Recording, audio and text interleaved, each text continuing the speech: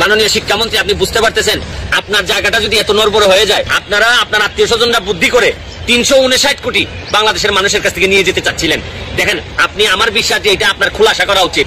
আর এই বিষয়টি আমরা এখন মিডিয়া খুললেই এই গত 1 বছর ধরে এটি নিয়ে তো আলাপ আলোচনা চলছে, আর কত আলাপ আলোচনা হবে সেটি বিশেষভাবে আর কি আলাপ আলোচনা হবে। এক বউকে নিয়ে দুইজনের টানাটানির একটি ভিডিও ভাইরাল হয়েছে। ভিডিওতে দেখা যায় এক নারীর হাত ধরে টানছেন দুই ব্যক্তি। এ সময় আমার বউ বলে চিৎকার করতেও শোনা। আসসালামু আলাইকুম দর্শক, দেশ ও দেশের বাইরে থেকে যারা এই মুহূর্তে ভিডিও ওপেন করেছেন সবাইকে অসংখ্য ধন্যবাদ।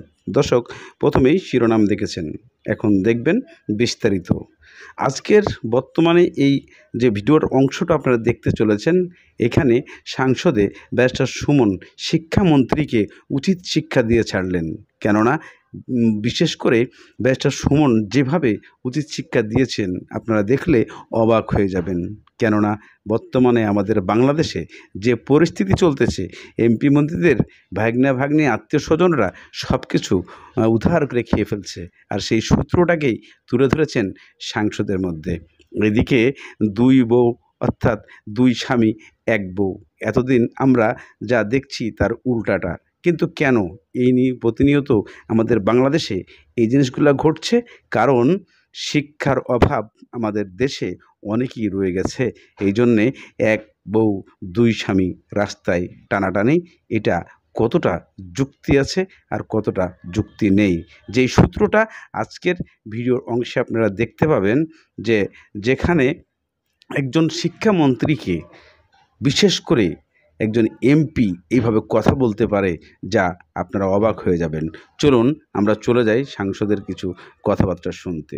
মাননীয় শিক্ষামন্ত্রী, আপনি বুঝতে পারতেছেন আপনার জায়গাটা যদি এত নড়বড় হয়ে যায়, আপনারা আপনার আত্মীয় স্বজনরা বুদ্ধি করে ৩৫৯ কোটি বাংলাদেশের মানুষের কাছ থেকে নিয়ে যেতে চাচ্ছিলেন। দেখেন, আপনি আমার বিশ্বাস যে এটা আপনার খুলাসা করা উচিত।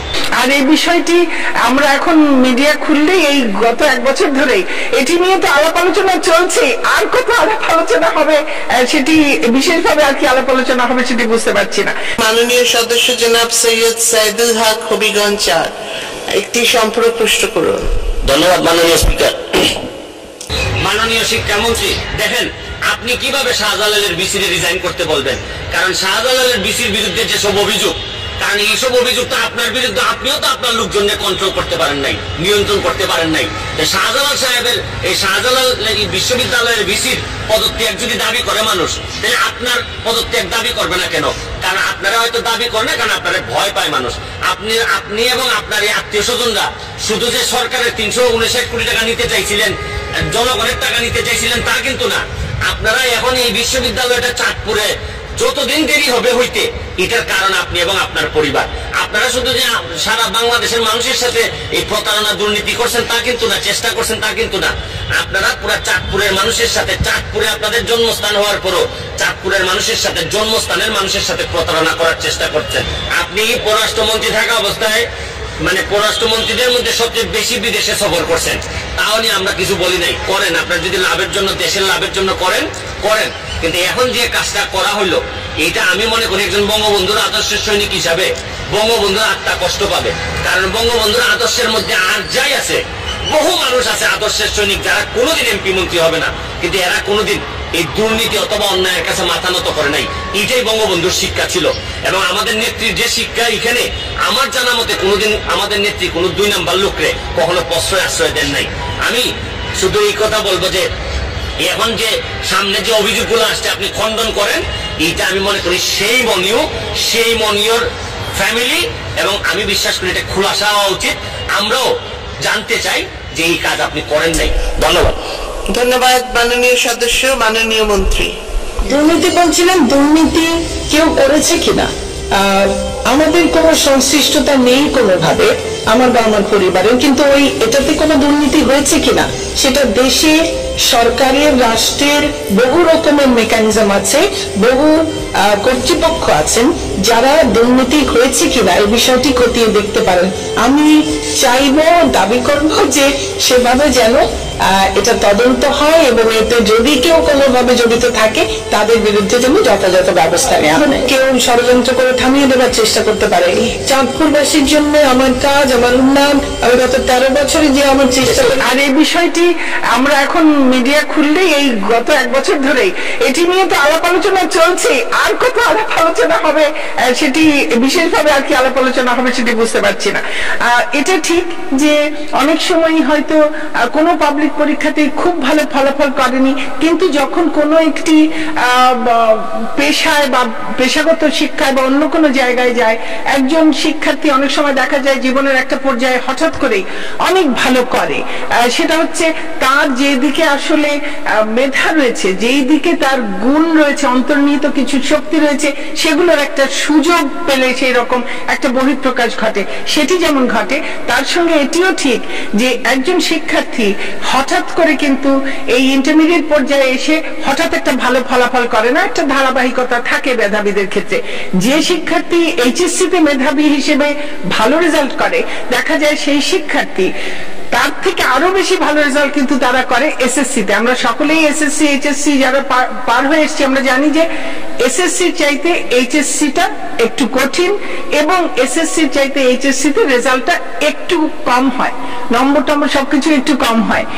তো আমরা এইচএসসিটাকে এই ফলাফলটাকে ভিত্তি করেছি যে আমাদের পূর্বের দুটি পাবলিক পরীক্ষা এসএসসি এবং জেএসসি এই দুটো পরীক্ষার ভিত্তিতে হচ্ছে। কাজেই যারা মেধাবী তারা কিন্তু এই দুটো পরীক্ষাতেও ভালো ফলাফল করেই তারা তাদের মেধার স্বাক্ষর রেখেই এসেছেন এই পর্যায়ে। কাজেই তারা মেধাবীরা ক্ষতিগ্রস্ত, মেধাবীরা কেন, কেউই ক্ষতিগ্রস্ত হবেন না। তাদের যে যার যে মেধার স্তর সেই অনুযায়ী সেই ধারাবাহিকতায় তারা এই ইন্টারমিডিয়েটটি এবার ফলাফল পাবেন। দর্শক, ইতিমধ্যে আপনারা ব্যারিস্টার সুমনের সাংসদের সেই কথাগুলো শুনেছেন। এই কথাগুলোর মাঝখানে কতটুকু যুক্তি আছে, যে যুক্তিগুলা আপনারা অবশ্যই সেটাকে গুরুত্বপূর্ণ সহকারে বুঝে কমেন্টে জানাবেন। কেননা একজন এমপি একজন মন্ত্রীকে যেভাবে ছুঁড়ে ফেলেছেন, যেভাবে জনগণের সামনে সারা বাংলাদেশের মানুষের সামনে তুলে ধরেছেন, সেটা আসলেই বাস্তব কত টাকা মূল্যায়ন। কেননা এই সমস্ত শিক্ষামন্ত্রী থাকলে দেশের শিক্ষার হালচাল এরকমই হবে, যে অবস্থাটা আপনারা ইতিমধ্যে দেখতে পাবেন। যে শিক্ষামন্ত্রী যদি সঠিকভাবে শিক্ষা দান না করেন, তাহলে এই যে 2 স্বামী 1 বউ টানাটানি রাস্তাঘাটে চলবে, এটাই বাস্তবতা। এই বাস্তবতার সঙ্গে মিল রেখেই আমি আপনাদেরকে এই দৃশ্যটা দেখাতে চলেছি। কেননা মানুষ কখন নিজের চিন্তা করে না, কখন সমাজের চিন্তা করে না, কখন শিক্ষক অথবা শিক্ষিকা এদের সম্মান দিতে শেখে না। যদি বড় একজন যে দেশ পরিচালনার এবং এই বাংলাদেশের যে শিক্ষা মন্ত্রণালয় পরিচালনা করে যে মন্ত্রী, সেই যখন লড়বড়ে থাকে, তখন বাংলাদেশে আর অন্য কিছু জায়গা সুযোগ সুবিধা সব কিছু থেকে মানুষ বঞ্চিত হয়ে যায়, শাসন থাকে না। এই জিনিসগুলাই তুলে ধরা হয়েছে। চলুন আমরা সেই অংশে চলে যাই, কি দেখছি। পটুয়াখালীতে এক বউকে নিয়ে 2 জনের টানাটানির একটি ভিডিও ভাইরাল হয়েছে। ভিডিওতে দেখা যায় এক নারীর হাত ধরে টানছেন 2 ব্যক্তি। এ সময় আমার বউ বলে চিৎকার করতেও শোনা যায় তাদের।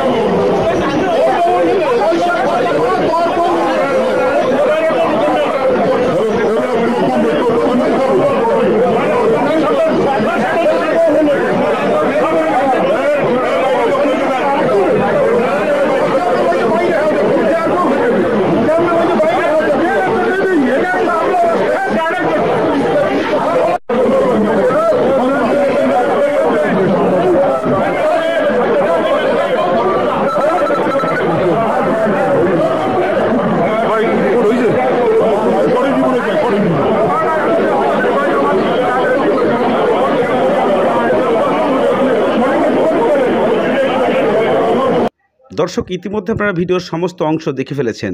এখন আপনাদের কাছে প্রশ্ন, ব্যারিস্টার সুমন শিক্ষামন্ত্রীকে যে কথাগুলো বলেছে সেগুলোকে অন্যায় বলেছে নাকি ন্যায় বলেছে? আপনারা অবশ্যই কমেন্টের মাধ্যমে লিখবেন। এবং রাস্তাঘাটে টানাহাঁচড়া করে এই যে দুইজন ছেলে এবং একজন নারী, এটা কতটুকু যৌক্তিক? এটা কি শিক্ষার অভাব আছে নাকি শিক্ষার খুব অতি উচ্চ মাত্রায় চলে গেছে, তার জন্যই আজকে এই পরিস্থিতি? এটা আপনারা অবশ্যই কমেন্টের মাধ্যমে জানাবেন। এবং যারা আপনারা আজকের এই ভিডিওটা দেখছেন তাদেরকে অসংখ্য অসংখ্য ধন্যবাদ। আসসালামু আলাইকুম। ধন্যবাদ সবাইকে।